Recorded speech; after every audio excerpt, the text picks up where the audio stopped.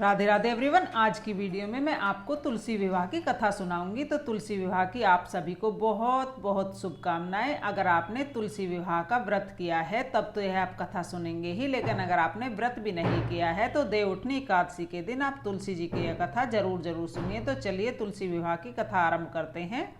बहुत समय पहले की बात है। जलंधर नाम का एक असुर था। जलंधर बहुत ही पराक्रमी था, लेकिन बहुत ही ज़्यादा क्रूर था। जलंधर का मुख्य काम था ब्राह्मणों को परेशान करना, जीव हत्या करना, धर्म कर्म के काम में रोड़े अड़ाना। देवता तक जलंधर से बहुत ज़्यादा परेशान थे। वे सब जगह त्राहिमाम हो गया। तो सारे देवता इकट्ठे होकर भगवान विष्णु के पास पहुँचे और भगवान विष्णु से प्रार्थना करने लगे कि उन्हें जलंधर नाम की इस मुसीबत से बचाए। तब भगवान विष्णु ने अपनी शक्तियों से पता लगाया कि जलंधर की जो शक्तियाँ हैं उनका स्रोत क्या है, उसे शक्तियाँ कहाँ से प्राप्त होती हैं। भगवान विष्णु को पता चला कि जलंधर की पत्नी वृंदा बहुत ही पतिव्रत स्त्री है और उसके पतिव्रत धर्म के कारण ही जलंधर को सारी शक्तियाँ प्राप्त होती हैं और जलंधर कभी युद्ध में नहीं हारता है। जब जलंधर की पत्नी वृंदा का पतिव्रत धर्म है, जब तक जलंधर को कोई मार नहीं सकता।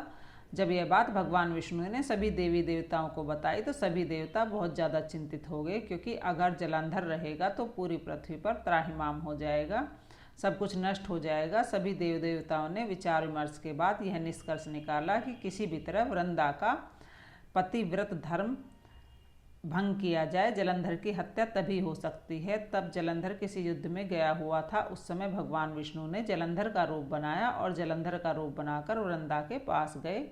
वृंदा ने सोचा कि उसके पति युद्ध में विजय होकर आए हैं, तो वृंदा अपने पति का तिलक और आरती करने के लिए द्वार पर पहुंची। भगवान विष्णु ने वृंदा को स्पर्श किया और उससे वृंदा का पतिव्रत धर्म वहीं पर भंग हो गया। जैसे ही वृंदा का पतिव्रत धर्म टूटा, वैसे ही युद्ध में जलंधर की हत्या हो गई। जब वृंदा को यह बात पता चली तो वृंदा को बहुत ज़्यादा दुखी हुआ। दुखी होकर वृंदा ने भगवान विष्णु को श्राप दिया कि जिस तरह से उन्होंने मुझे छला है, उसी तरह से आपकी पत्नी को भी छल से हरा जाएगा, आपको भी वही वियोग प्राप्त होगा। और वृंदा ने वहीं पर अपने आप को अग्नि में समर्पित कर दिया और वृंदा सती हो गई। वृंदा की राख से तुलसी का पौधा उत्पन्न हुआ। भगवान विष्णु को भी वृंदा के साथ किए हुए छल की वजह से बहुत ज़्यादा दुख हुआ।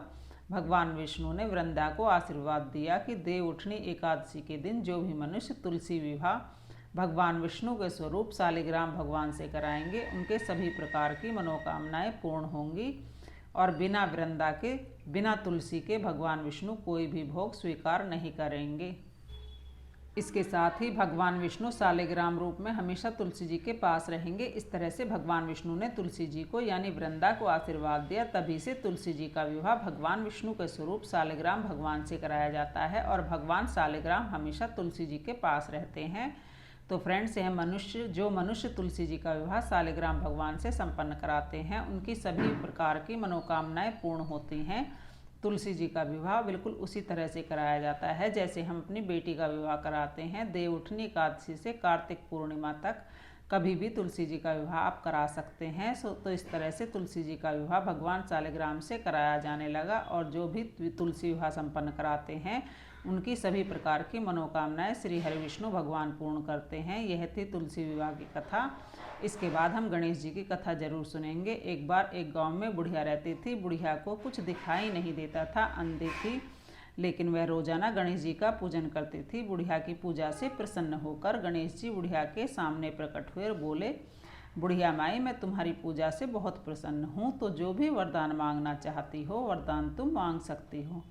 बुढ़िया माई ने कहा, भगवान, मैं तो वरदान मांगना नहीं चाहती। तब गणेश जी बोले कि तुम अपने बेटे, बहू, नाते, रिश्तेदार सबसे पूछ लो और उनसे पूछकर विचार करके मांग लेना, मैं कल फिर से आऊँगा। यह कहकर गणेश जी अंतर्ध्यान हो गए। बुढ़िया ने अपने बेटे से पूछा, बेटा मैं क्या मांगूं? तो बेटे ने कहा, माँ बहुत सारा धन मांग लेती तो तेरी सातों पीढ़ियाँ बैठी खाएंगी। तब फिर बुढ़िया ने अपनी बहू से पूछा, बहू मैं क्या मांगूं? तो बहू बोली, माँ क्या करोगी, धन का सबसे बड़ा धन तो पोता पोते होते हैं, पोता पोती मांग लो। फिर बुढ़िया ने अपनी पड़ोसन से पूछा कि मुझे क्या मांगना चाहिए? तो पड़ोसन ने कहा, क्या करेगी धन का, क्या करेगी पोते का, अपनी आंखें मांग ले, तेरा बुढ़ापा कट जाएगा। अब बुढ़िया सोच विचार करने लगी कि क्या मांगूं। सोच विचार करते करते पूरी रात गुजर गई। अगले दिन गणेश जी फिर आए और बोले, बुढ़िया माई क्या मांगना है? तो बुढ़िया माई बोली कि गणेश जी महाराज, मांगना तो मैं जानूँ ना, पर आप मुझे इतना वरदान दे दो कि मैं अपने सोने के महल में सोने के पलने में अपने पोते को झूलता हुआ देखूं। अब गणेश जी महाराज तो जोर जोर से हंसने लगे। बोले, बुढ़िया माई, मैं तो तुम्हें बहुत सीधी सादी समझता था, तुम तो बहुत चालाक निकली, बहुत चतुर निकली। एक ही बात में सब कुछ मांग लिया, धन मांग लिया, पोता मांग लिया, आंखें मांग ली।